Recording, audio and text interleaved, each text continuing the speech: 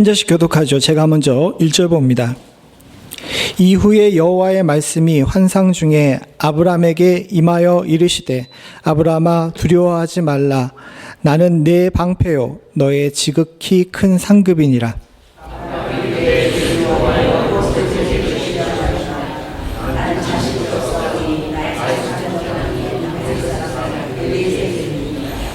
아브라함이 또 이르되 주께서 내게 실을 주지 아니하셨으니 내 집에서 길린 자가 내 상속자가 될 것이니이다.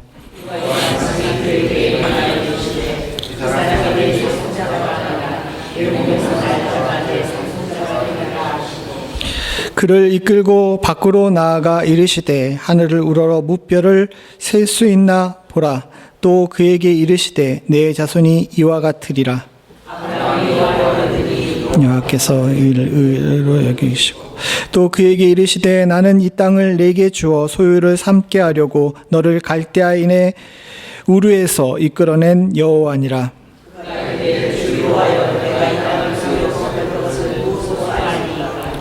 여호와께서 그에게 이르시되 나를 위하여 3년 된 암소와 3년 된 암염소와 3년 된 순양과 산비둘기와 집비둘기 새끼를 가져올지니라. 아브라함이 그 모든 것을 가져다가 그 중간을 쪼개고 그 쪼개는 것을 마주 대하여 놓고 그 새는 쪼개지 아니하였으며 솔개가 그 사체 위에 내릴 때 아브라함이 쫓았더라. 해질 때 아브라함이 깊이 잠들고 근심감과 두려움이 그에게 많으니라. 여호와께서 아브라함에게 이르시되 너는 반드시 알라. 내 자손이 이방에서 객이 되어 그들을 섬기겠고 그들은 400년 동안 내 자손을 괴롭히리니 그가 내 증벌할 것이고 너는 장수하다가 평안히 조상에게로 돌아가 장사될 것이요 그래서는 4대 만에 이 땅으로 돌아오리. 이는 아모리 족속의 죄악이 아직 가득 차지 아니하였습니다. 해가 져서 어두울 때에 연기 나는 화로가 보이며 타는 횃불이 쪼갠 고기 사이로 지나더라. 그날에 여호와께서 아브라함과 그에서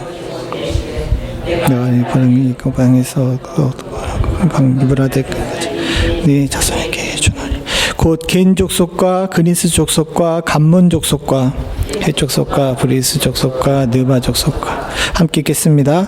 아모리 족속과 가나안 족속과 기르가스 족속과 여부스 족속의 땅이니라 하셨더라. 아브람이라고 읽어야 되는데 자꾸 아브라함이라고 읽어서 죄송합니다. 아직까지는 아브람이죠. 이게 입이 익숙하지 않아가지고 자꾸 그런데 이삭의 출생 이후의 아브라함과 그 전에 아브라함은 믿음에 있어서 좀 큰 차이가 있어요. 어쨌든 지금 우리가 아브라함에 대해서 여러분들과 함께 말씀을 나누려고 오늘 본문을 택했습니다. 왜냐하면 그동안 우리가 좀 딱딱한 거를 먹었잖아요. 사순절 지나면서 말씀을 준비하는 저도 좀 많이 마음에 부담이 있었습니다. 우리 성도들한테 너무 부담스럽지 않을까 이런 생각들을 많이 했어요. 그래서 4월 한 달은 위로에 관한 말씀을 여러분들과 나누려고 합니다. 특별히 창세기에 나오는 4명의 족장들 이야기들을 살펴보면서 이 사람들이 다 믿음의 아버지라고도 불리지만은 사실은 그 인생들을 보게 되면 흔들리고 아프고 괴로웠을 때가 많았어요. 그럴 때마다 하나님께서 그들에게 찾아가셔서 위로하시고 그들의 믿음을 굳건히 하셨던 것들을 우리가 살펴보면서 우리도 위로를 얻고 저도 위로를 얻어서 우리의 믿음이 더 굳세질 수 있는 그런 축복이 있기를 간절히 소원합니다. 오늘 본문에 나오는 아브람은 오늘 15장의 내용을 보게 되게 되면 두 가지 심리적인 문제를 가지고 있었습니다. 첫 번째 심리적인 문제는 뭐였냐면 인생이 공허하게 느껴진 거예요. 이걸 우리가 보려면 1절에 나와 있는 이후에라는 이 단어에 집중해야 됩니다. 이후에라는 이야기는 뭐냐면 14장에 있었던 일 다음이라는 이야기예요. 근데 14장에 무슨 일이 있었냐면 지금으로부터 5,000년 전에 아주 커다란 전쟁이 일어났습니다. 지금 현재 쿠웨이트, 이라크에 해당되는 시날 땅에 있는 4명의 왕들이 지금의 요르단 쪽에 있는 소돔과 고모라를 비롯한 그 지역을 이제 지배를 하고 있었어요. 이 신할 왕 이 14장 1절에 보게 되면 신하랑 아므라벨이라는 사람인데, 이 신할이라는 곳이 어떤 곳이냐면 여러분들 바벨탑 아시죠? 이 바벨탑이 세워졌던 지역입니다. 그 얘기는 뭐냐면 아주 옛날부터 거기에 사람들이 많고 살기가 좋았다는 겁니다. 이 메소포타미아 지역에 있는 4명의 왕들들이 지배하고 있던 이 국가는 굉장히 부유하고 힘이 센 국가였어요. 그에 반해서 소돔과 고모라 지역에 있었던 5왕들들이 모여있던 이 연합은 부자이긴 한데 그렇게 강력한 왕국은 아니었던 것 같습니다. 왜 이쪽 동네가 부자였냐 하면 예나 지금이나 중요한 것이 있습니다. 이제 한국 사람들 같은 경우는 이제 천일염 같은 것들이 많이 나와가지고 소금이 많이 싸졌는데, 우리가 조선시대 때까지만 해도 소금이 굉장히 비쌌어요. 근데 그 조선만 그랬던 것이 아니라 아주 예전서부터 소금은 굉장히 귀중한 산물이었습니다. 사람이 소금을 먹지 않고는 살 수가 없잖아요. 그뿐만 아니라 동물들도 소금이 굉장히 중요한데, 저쪽 지역에서 소금이 나오는 지역이 지금의 사해 지역에 있었던 그 소돔과 고모라 지였다고 해요. 그래서 메소포타미아 지역과 소돔과 고모라 지역이 거리가 멀매도 불구하고 이 힘센 메소포타미아 지역에 있는 왕들들이 소돔과 고모라 지역에 있는 왕들들을 이렇게 휘어잡고 그들을 지배하고 있었습니다. 그런데 이 소돔과 고모라 지역에 있는 왕들들이 반역을 일으킨 거예요. 오랜 시간 동안 지배를 받고 있는데, 성경에 보게 되면 14년이라고 이야기하지만 그 전서부터 이렇게 지배를 받았다고 이야기합니다. 어쨌든 14년 만에 반역을 일으켰습니다. 이 힘센 왕들들이 가만히 있겠어요? 이쪽 지역이 날아가게 되면 소금이 없어지니까 가만히 안 있고, 이 메소포타미아 지역에 있는 신할 왕을 비롯한 4명의 왕들들이 연합을 이루어가지고 이 소돔과 고모라 지역을 침공하게 됩니다. 성경 14장에 보게 되게 되면 단순히 이 두 지역만 싸운 게 아니라 이 메소포타미아 지역에 있는 왕이 소돔과 고모라 지역에 있는 이 소돔 연합군을, 이 사해 지역 연합군을 치기 위해서 가는 동안에 걸리는 모든 나라들을 다 침략을 해가지고 정복하고 전쟁에서 승리해요. 그리고 결국 둘이 만나가지고 그 소돔 골짜기에서 둘이 붙었는데 누가 이겼겠어요? 당연히 더 힘센 나라가 이겼겠죠. 메소포타미아 지역 연합군이 소돔 지역 연합군을 갖다가, 사해 지역 연합군을 갖다가 쳐서 완전히 이겨버리고 소돔과 고모라에 있었던 모든 재물과 사람들을 다 끌고 이제 자기 지역으로 돌아갑니다. 이때 아브라함이 등장해요. 이 소식을 아브라함이 들었는데, 아브라함의 조카 롯이 이 소돔 지역에 살다가 이 메소포타미아 지역 연합군에게 끌려간다는 소식을 듣고 아브라함이 군대를 소집합니다. 성경에 보게 되게 되면, 14장에 보게 되면 318명의 사람들을 끌고 이제 전쟁터에 나가게 돼요. 역사학자들에 따르게 되면 이 성경에는 몇 명인지 아니지만 적어도 10,000단위 이상의 군대들이 동원된 이 전쟁이었는데, 거기에 318명은 그렇게 많은 숫자가 아니잖아요. 근데 아브라함 입장에서 보게 되면 굉장히 대단한 겁니다. 아브라함은 이민자였어요. 그가 가나안 지역에 이민 온 지도 얼마 안 됐는데도 불구하고 하나님께서 그에게 복을 주시고 부유하게 하셔가지고 많은 재물을 누릴 뿐만 아니라, 내가 조카를 구하기 위해서 군대를 이끌고 나가야 된다라고 이야기할 때 무려 318명이나 모아가지고 나갈 수 있는 그런 사람이 됐습니다. 여러분, 죄송한 얘기지만 여러분들 힘들어가지고 야, 나 뒤에 좀 서줘 라고 이야기하면서 318명 모으실 수 있는 분 계십니까? 네, 쉽지가 않아요. 특별히 이민자잖아요. 그거 보게 되면 아브라함이 크게 성공한 거죠. 근데 더 놀라운 것은 뭐냐면, 그렇게 대단한 왕, 메소포타미아 지역에서부터 시작해가지고 지금의 이라크 지역에서부터 시작해가지고 요르단 지역까지 와가지고 전쟁을 이루면서 많은 민족들을 쳐서 정복한 왕들인데, 이 왕들과의 전쟁에서 아브라함이 어떻게 합니까? 이겨요. 이 318명을 갖다가 곳곳으로 분할해가지고 한밤중에 기습해서 이 전쟁에서 이기고 빼앗겼던 재물과 사람들을 모두 다시 회수합니다. 정말 기적과 같은 승리가 일어난 거예요. 그러니 그 동네에 이 사회적뿐만 아니라 그 가나안 지역에 아브라함은 스타가 돼버린 거죠. 전쟁이 끝나고 돌아왔을 때 소돔과 고모라 지역에 있는 왕들뿐만 아니라 주변에 있는 왕들도 와가지고 아브라함에게 경배합니다. 그를 축하하고 축복해줘요. 이민자로서 아브라함 입장에서 보게 되게 되면 더 누릴 수 없는 커다란 성공을 누린 겁니다. 주변이 모두 존경하고 삶에 부족함 없이 넉넉하고 사람들은 모두 그의 이야기를 듣고 그의 말에 귀를 기울입니다. 사회적 지위도 대단해서 이미 왕들조차도 그에게 와서 경배할 정도로 크게 성공한 상태예요. 근데 아브라함은 공허해요. 왜 공허한지는 모르겠지만 그 공허가 더 발전돼서 그런지 두려움마저 있었던 것 같습니다. 1절에 보게 되면 여호와의 말씀이 환상 중에 아브라함에게 임하여서 이렇게 얘기하십니다. 제일 먼저 뭐라 그러십니까? 1절에?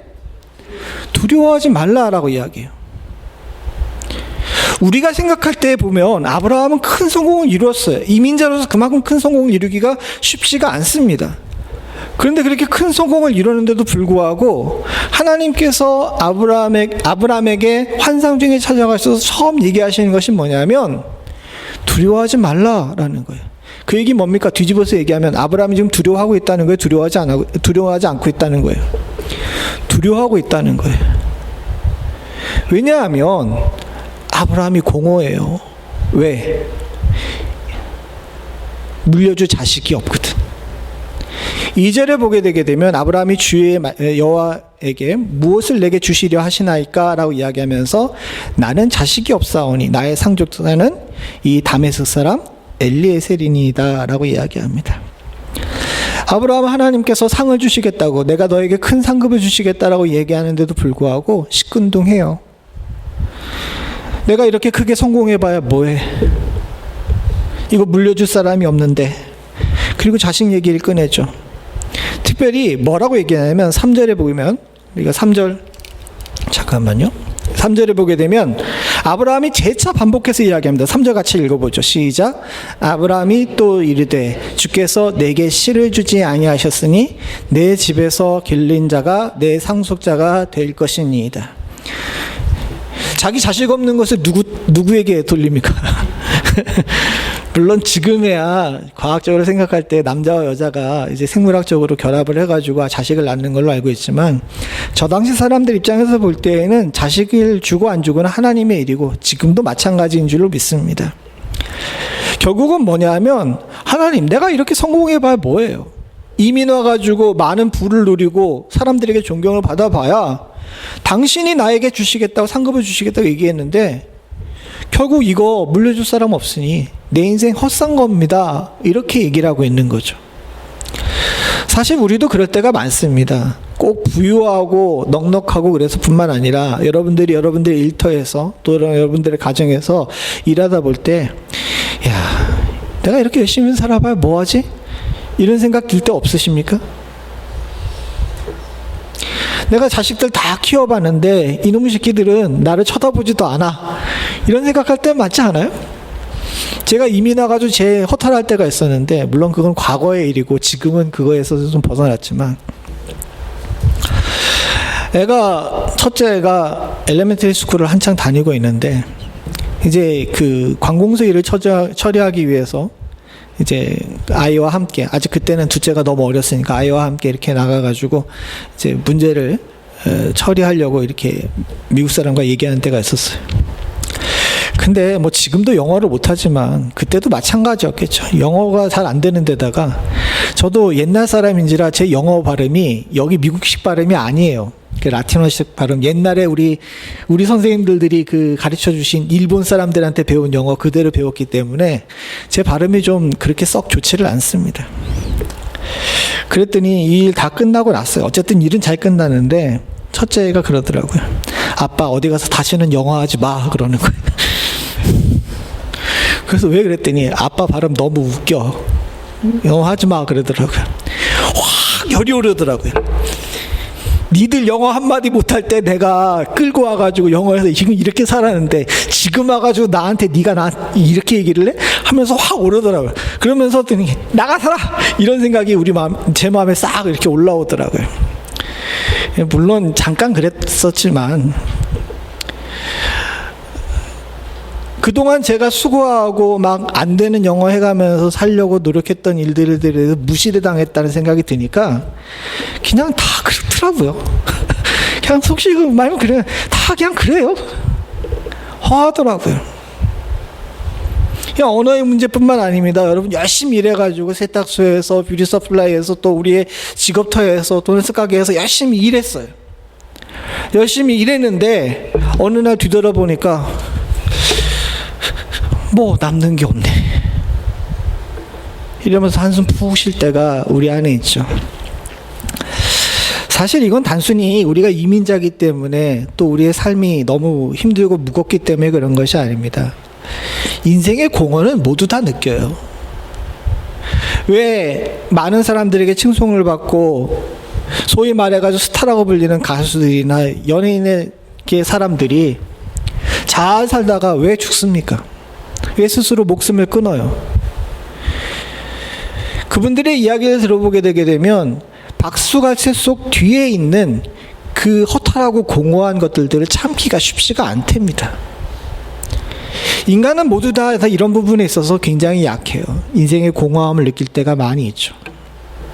아브라함도 지금 그런 공허를 느낀 겁니다. 커다란 국제전 가운데 큰 승리를 얻어가지고 많은 사람들의 칭송을 듣고 이제는 내가 이민자였지만 이만하면 됐지, 누가 나를 한테 덤벼, 이런 생각이 든 그때에 그가 느낀 것은 허탈함이었어요. 또 한 가지 감정이 있습니다. 이런 상황 속에서 아브라함이 하나님과 대화를 하면서 많이 하나님께 이것저것 요구해요. 자식 얘기도 하고 땅 얘기도 합니다. 하나님께서 아브라함에게 이제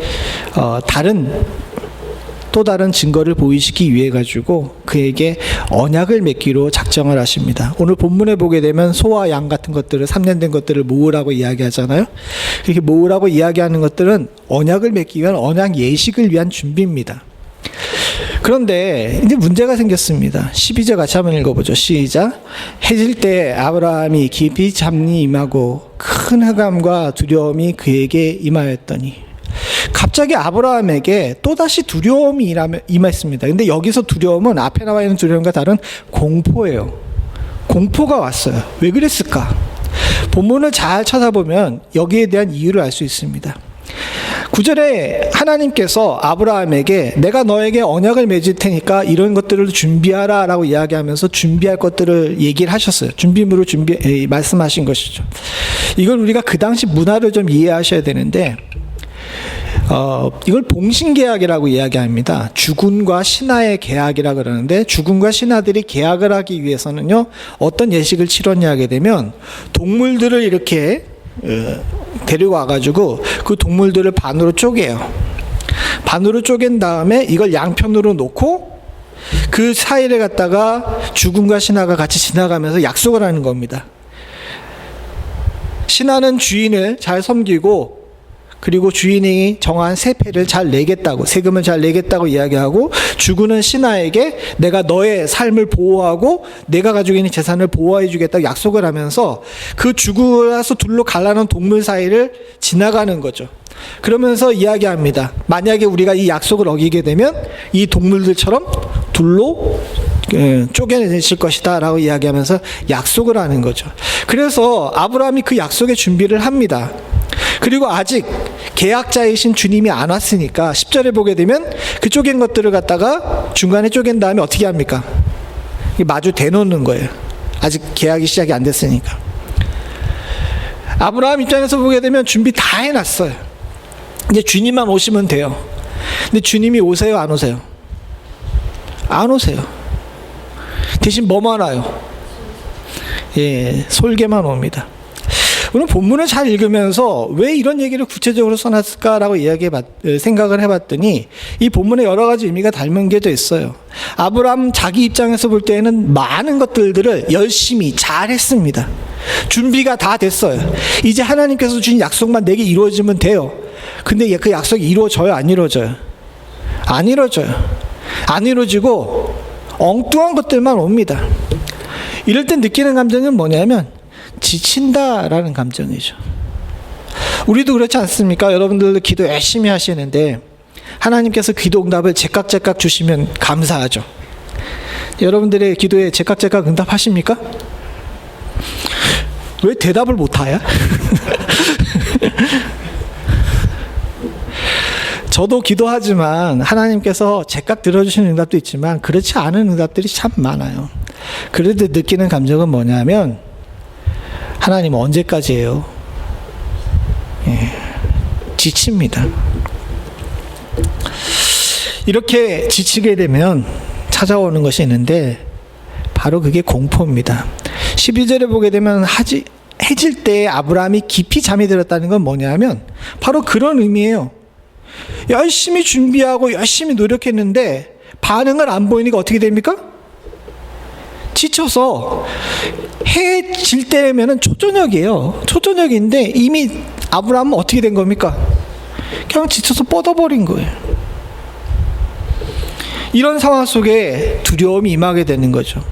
근데 참 놀랍죠? 아브라함 같은 경우는 이전에 전쟁이 일어났을 때 밤을 두려워하는 사람이 아니었어요.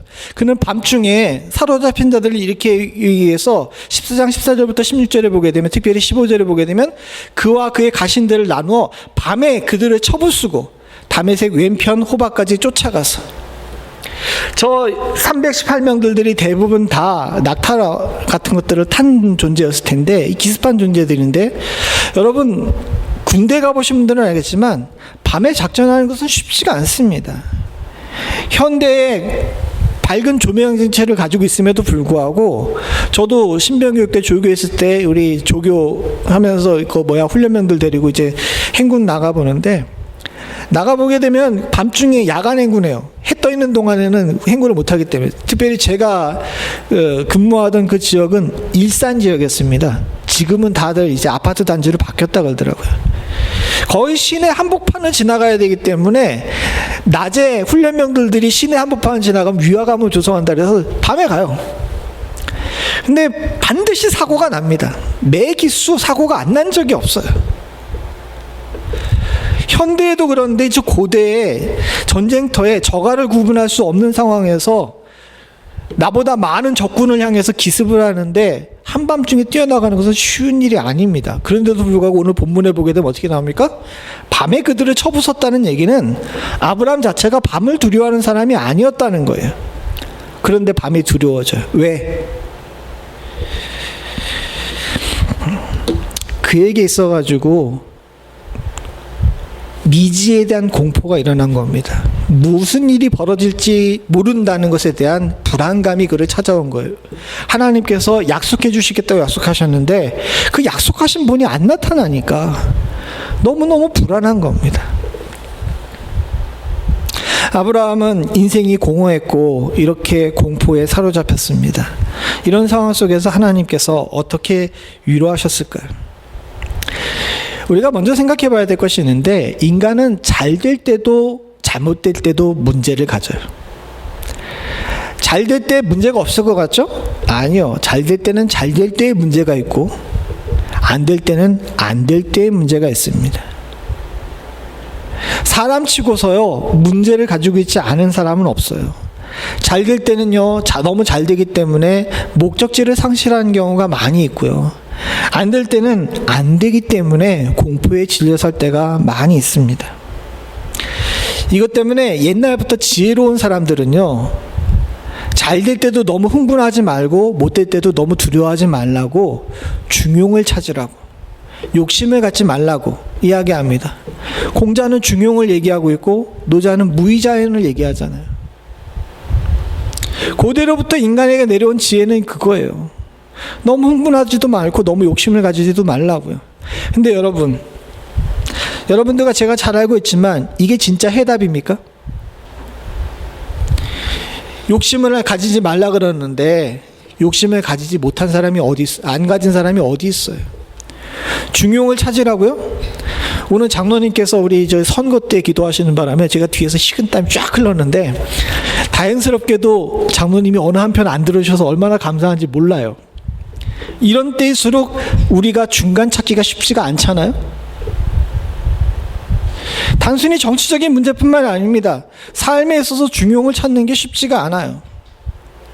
저도 자식을 키워보지만 자식이 둘 있어요. 근데 여러분, 둘 다 사랑한다는 이야기는 거짓이에요? 참이에요? 우리 권사님한테 여쭤봐야지. 권사님, 아들 둘 있는데 둘 다 공평하게 사랑하세요? 정직하신 분입니다. 안 돼요. 심지어는 내 몸에서 나온 자식조차도 공평하게 중용을 찾는 것이 쉽지가 않은데 인생 속에서 중용을 어떻게 찾냐고요. 그래서 이런 말을 한 이 지혜로운 사람들조차도 이것이 진정한 답이 아니라는 사실을 잘 알고 있습니다. 하나님은 답을 알고 계시죠. 오늘 아브라함에게 주신 답이 무엇인지를 우리가 한번 살펴보려고 합니다. 먼저 인생이 공허할 때예요. 인생이 공허해가지고 아파하고 있는 아브라함의 문제를 하나님께서는 딱 찍어서 직시하셨어요. 그의 공허의 핵심은 뭐냐면 결핍에서 오는 거였습니다. 아브라함도 얘기하잖아요. 나는 자식이 없어서 공허하다고요. 근데 하나님께서는 단순히 아브라함이 자식이 없기 때문에 공허한 가운데 있지 않다는 사실을 알고 있었습니다. 자식은 정말 지엽적인 문제예요. 작은 거예요. 이 자식의 문제는 물질로도 대치될 수 있고 명예로도 대치될 수 있습니다. 아브라함이 지금 명예도 물질로 다 가지고 있기 때문에 자식을 끄집어냈지만 사실 인생에 누구나 다 마찬가지예요. 다들 결핍 때문에 공허해요. 누구는 돈이 없어서 공허하고, 누구는 성공하지 못해서 공허하고, 누구는 아브라함처럼 자식이 없어서 공허하다라고 이야기합니다. 이런 상황 속에서 하나님께서는 시야를 바꾸라 그래요. 14절부터 이제 쭉 나오는데 4절부터 7절까지 쭉 나오는데 우리가 보죠. 여기서 하나님께서 두 가지를 짚으십니다. 먼저 아브라함이 내가 이것 때문에 공허하다라고 이야기한 그 결핍의 첫 번째는 4절에 나온 것처럼 상속자가 없기 때문이라 그러는 부분을 주님께서는 이렇게 얘기하시죠. 4절 같이 봅니다. 시작. 여호와의 말씀이 그에게 임하여 이르시되 사람이 내 상속자가 아니라 내 몸에서 날 상가가 내 상속자가 되리라 하시고, 아브라함이 찍어가지고 내가 이것 때문에 지금 공허하다고 얘기한 것에 대해서 하나님께서 딱 찍어서 상속자 주겠다라고 이야기하십니다. 그런데 거기서 끝나지 않아요. 진짜 아브라함의 문제는 자식이 없기 때문에 생긴 문제가 아니라는 사실을 주님이 알고 있기 때문에 7절에 이렇게 얘기하십니다. 같이 봅니다. 시작. 또 그에게 이르시되 나는 이 땅을 내게 주어 소유를 함께 하려고 너를 갈다인의 우르에서 이끌어낸 여호와니라. 내가 너의 여호와다라는 것이 아브라함에게 주신 하나님의 답입니다. 이게 왜 중요하냐면요, 넌 목적지가 자식이라고 이야기하는데 아니야. 너의 목적지는 누구예요? 하나님이시라는 거예요. 이걸 알기 위해서는 1절을 다시 돌아가 봐야 됩니다. 앞에 안 띄울 때니까 1절 한번 보세요. 성경의 1절 보시기 바랍니다. 창세기 15장 1절 우리가 다시 한번 읽어보죠. 같이 봅니다. 시작. 이후에 아브라함의 말씀이 환상 중에 아브라함에게 이르시되 아브라함아 두려워하지 말라. 나는 내 방패요 너의 지극히 큰 상급이니라.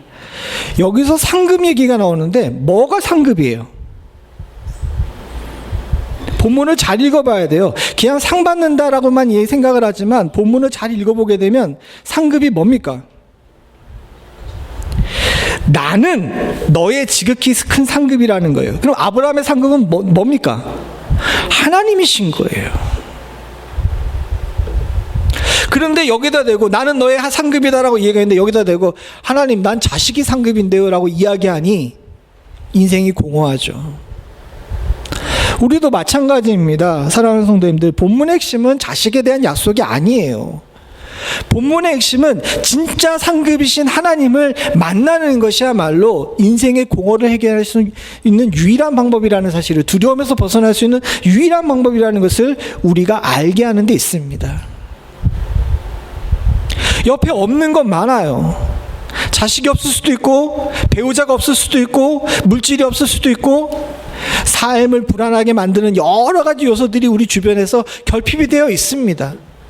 근데 하나님께서 이런 것들을 바라면서 나 이거 없어 저거 없어 라고 이야기하는 인생들에게 이야기하시는 것이 뭐냐면, 아니야, 내 상급은 나다 라고 말씀하고 계시는 겁니다. 그러시면서 주님께서 말씀하시는 것이 있어요. 뭐라고 얘기하는지 아십니까? 5절에 보니까 뭐라고 그러십니까? 그를 이끌고 밖으로 나가 이르시되 하늘을 우러러 무뼈를 셀 수 있나 보라 라고 이야기해요. 하늘을 쳐다보라라고 말씀하십니다. 오늘 제가 본문의 제목을, 설교 제목을 잡았는데, 설교 제목이 뭐라고 되어 있어요?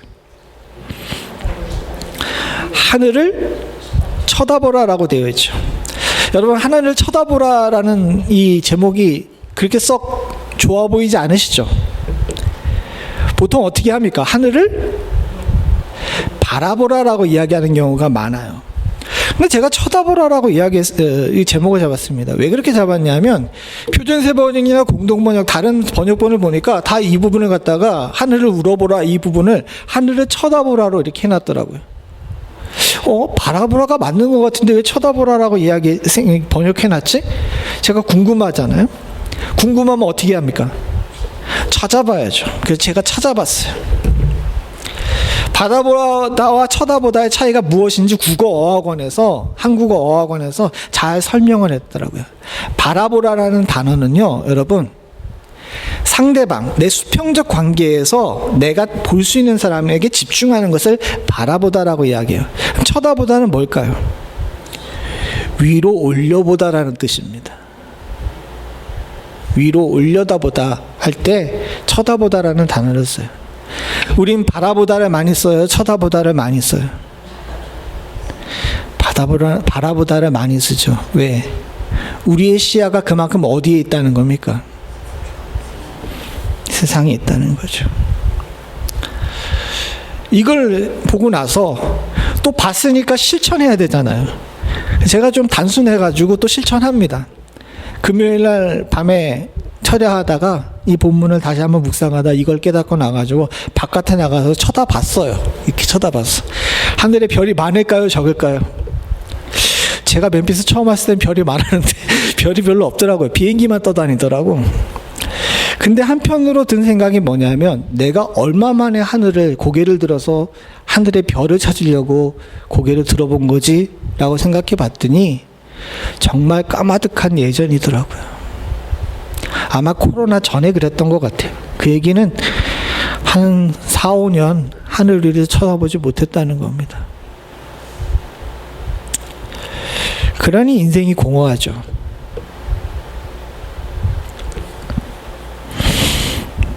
단순히 하늘을 쳐다보라는 것은 진짜 별을 세보라는 것이 아닙니다. 하나님의 약속을 기억하라는 거죠. 인생을 지배하고 있고 나의 삶을 풍족하게 만드시는 진짜 그분을 쳐다볼 줄 아는 사람, 그런 사람이 인생의 공허를 해결할 수 있는 사람인 줄로 믿습니다. 내가 여기 있고 난 약속을 지키시는 하나님이라는 사실을 우리가 쳐다볼 때, 사랑하는 성도님들, 우리가 회복이 되는 역사가 일어나는 줄로 믿습니다. 고개를 들고 쳐다봤더니 아브라함이 믿었어요. 6절 봅니까? 아브라함이 여호와를 믿으니 여호와께서 이를 그의 의로 여기시고. 고개를 들고 쳐다보고 나서 하늘의 무뼈를 보며 하나님의 약속을 되새겨보면서 아브라함이 그곳에서 믿음이 생긴 겁니다. 그리고 하나님께서는 그것을 의로 여기셨어요. 사랑하는 성도님들, 우리들에게도 마찬가지입니다. 저와 여러분들이 고통과 고난이 없을 수가 없어요. 키에르케고르라는 아주 유명한 철학자가 있는데, 그 사람이 어떻게 했냐면, 나는 고난 속에 있다, 그러므로 존재한다 라고 이야기합니다. 이거 어디서 많이 듣던 거잖아요. 데카르트가 얘기한 나는 생각한다 고로 존재한다를 키에르케고르가 동시대 사람인데도 불구하고 패러디한 거예요. 기에르케고르는 삶이 너무 힘들었어요. 몸도 많이 아팠고 몸 아픈 것 때문에 약혼자와 결혼이 파탄이 났습니다. 그래서 자살까지 생각했어요. 근데 이런 상황 속에서 그가 고통과 고난 속에서 심리적으로 어렵고 힘든 가운데 있으면서 고민하고 고생하고 이런 가운데 결국 그가 승리할 수 있었는데, 고민과 고생하면서 자신의 결핍을 씹던 그가 결국 도달한 정답이 뭐냐면 하나님이셨던 거예요. 그리고 그 하나님을 통해서 내가 진짜 실존할 수 있다는 사실을 깨닫게 됐습니다. 사랑하는 성도님들 마찬가지입니다. 여러분들과 고난과 고난이 없게 되지 않아요. 예수 믿는다고 고난과 고난에서 여러분 온전히 해방되지 않습니다. 여기 돈 걱정 안 하시는 분 있습니까? 자식 걱정 안 하시는 분 있어요?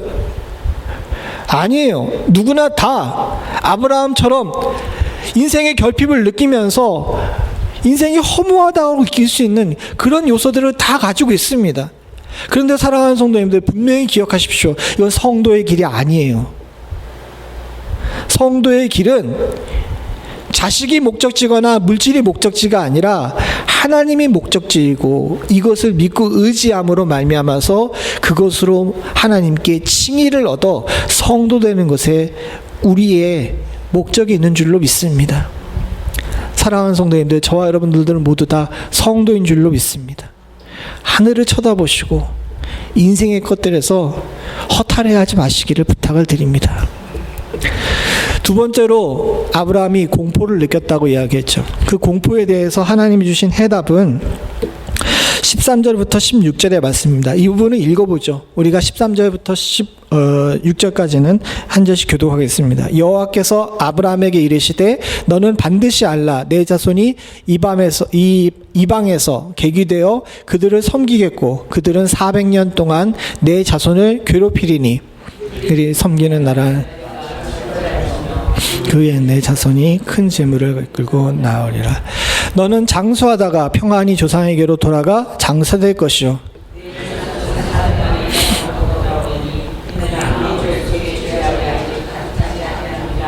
하시더니, 아브라함이 지쳐서 미지의 공포에 사로잡혔다 그랬잖아요.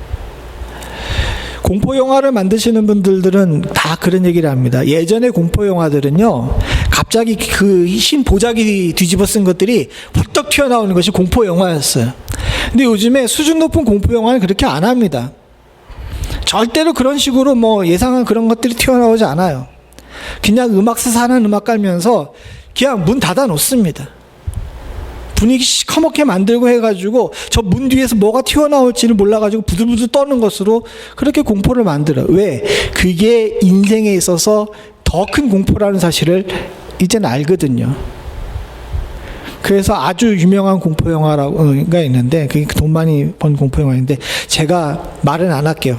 제가 그 제목 알려드리려고 그러다가 굳이 내가 여기서 영화까지 이렇게 막 홍보할 필요 없이 이런 생각이 들어가지고 얘기를 안 하는데, 여러분 그런 공포 영화들 보게 되면 대체적으로 요즘에 공포 영화들은 그래요.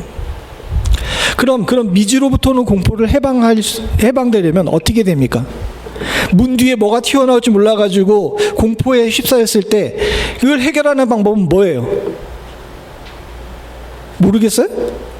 문 뒤에 뭐가 나올지 몰라가지고 막 불안하면 어떻게 해야 돼요? 도망가요?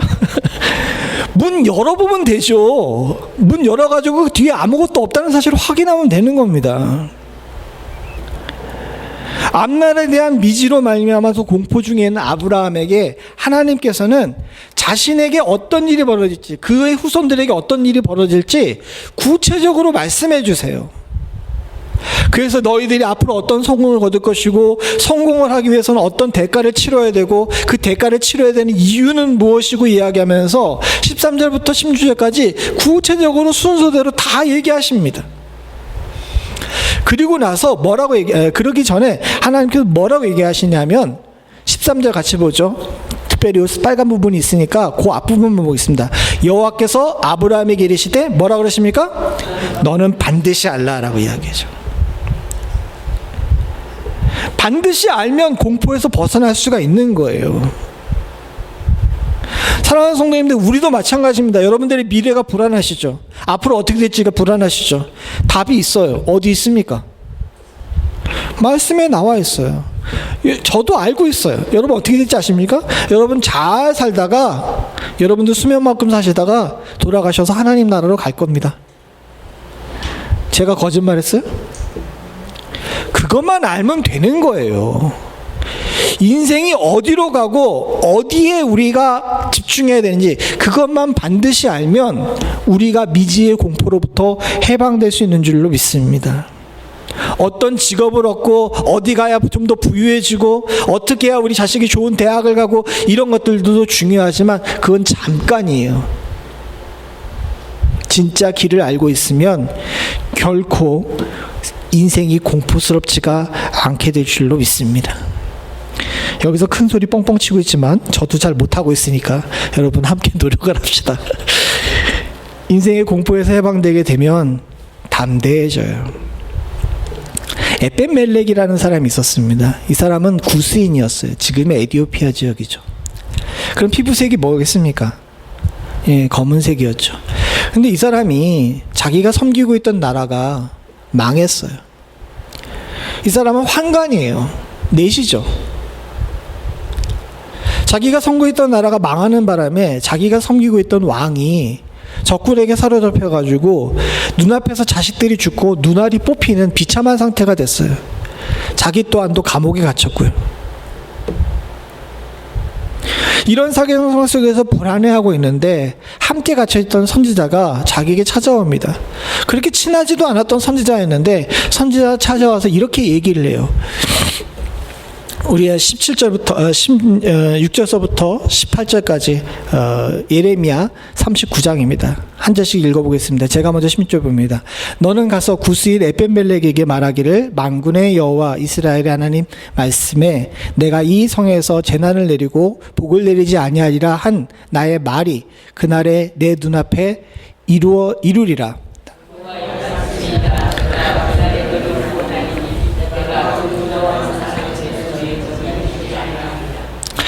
함께 읽겠습니다. 내가 반드시 너를 구원할 것인즉 내가 칼에 죽지 아니하고 내가 노약물같이 내 목숨을 얻을 것이니 이는 내가 나를 믿었음이라 여호와의 말씀이니라 하시더라. 에벤멜렉은 공포 속에 들어갔습니다. 나라는 망했고 주인은 죽었어요. 자기도 감옥에서 언제 죽을지 모르는 상황 속에서 불안을 떨고 있습니다. 앞으로 자신의 생명이 어떻게 될지 모르는 상황이에요. 이런 상황 속에서 하나님의 선지자가 하나님 말씀이다라고 이야기하면서 내가 너를 반드시 구원할 거라고 말씀하고 계십니다. 이러면 에벤멜렉이 어떤 마음을 가졌을까요? 공포에서 해방됐겠죠. 비록 몸은 갇혀있지만 이 문제를 해결해 주실 거라는 확신이 있게 되니까 더 이상 두려워지지 않는 겁니다. 주님께서는 특별히 뭐라고 얘기하시냐면 내가 너를 반드시 구원할 것이라고 이야기를 하세요. 왜? 왜 하나님께서 성경에 딱 2번 나오는 에벤멜렉이라는 이스라엘 사람도 아니고 유대인도 아니고 이방인인 구스 사람인데다가 불알 떨어진 환관에게 이런 약속을 하셨습니까? 왜 그러셨습니까? 내가 나를 믿었기 때문이라고 이야기하시죠. 네가 믿었으니까 내가 너를 반드시 구원할 거다라는 거예요. 여러분 우리도 마찬가지입니다. 우리도 공포 속에 있어요. 감옥에 갇힌 에벤멜렉처럼 우리도 공포 속에 있어요. 그러나 사랑하는 성도님들, 제가 여러분들께 단언하건대 저도 그렇고 여러분들도 그렇고 지금 공포에 휩싸인 우리의 삶 가운데 주님께서 찾아오셔서 말씀하십니다. 내가 너를 반드시 구원할 것이다. 왜? 우리가 하나님을 믿기 때문입니다. 공포 중에 있는 아브라함에게 결국 하나님께서 찾아오셨어요. 찾아오셔서 그 갈라진 짐승 사이를 지나가십니다. 그리고 나서 하나님이 아브라함과 더불어 언약하세요. 내가 너를 믿음의 아버지로, 민족의 아버지로, 말씀을 가진 민족의 조상으로 만들어 주시겠다고 약속하신 겁니다. 사랑하는 성도님들, 우리도 이런 위로와 힘을 얻을 수 있는 은혜가 있기를 간절히 소원합니다. 사랑하는 성도님들도 인생이 공허함에 갇혀있는 부분도 있고 공포 가운데 있으신 분들도 있습니다. 공포라 그러니까 너무 대단한 것 같지만 장래의 일과 앞으로의 여러 가지 삶들에 대해서 걱정하는 것도 공포죠. 그러나 주님께서 말씀하십니다. 아니야. 하늘을 봐. 내가 너와 약속한 것들을 기억하라. 인생이 절대로 공허하지 않아. 내가 목표가 되게 되면 너와 나는 하나로 연합돼서 결코 내가 너를 홀로 두지 않을 뿐만 아니라 네가 인생에 눌려 살지 않게끔 해줄 거야.